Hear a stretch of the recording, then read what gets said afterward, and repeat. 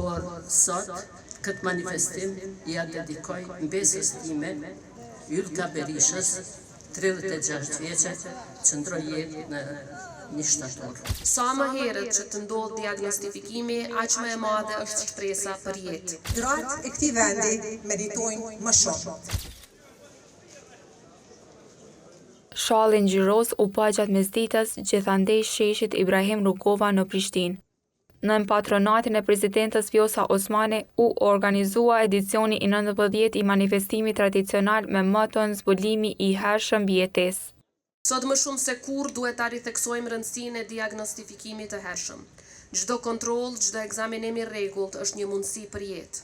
Sa më herët që të ndodh diagnostifikimi, aq më e madhe është shpresa për jetë.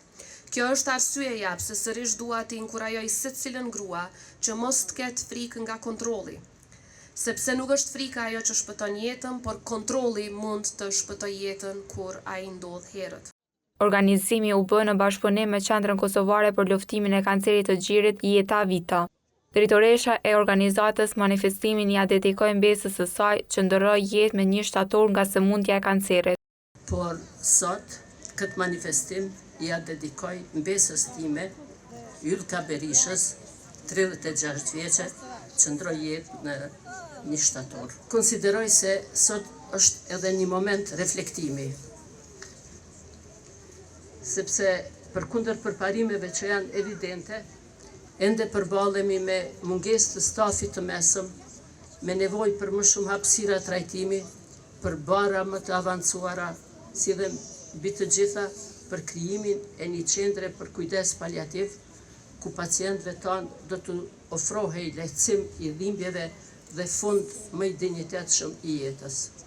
Këtë vit në klinikën e onkologjisë janë regjistruar si të prekura me kancer të gjirit 330 vajza dhe gra, si dhe 3 burra. Gratë e këtij vendi meritojnë më shumë.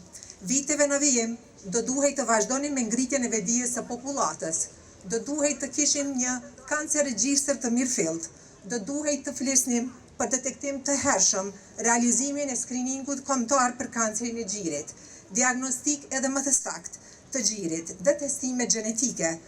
Tutja ajo bëri thirrje që të ketë më shumë përkraje sociale, si edhe të ketë mirëkuptim nga punëdhënësit për ruajtjen e vendeve të punës të pacientëve të prekura.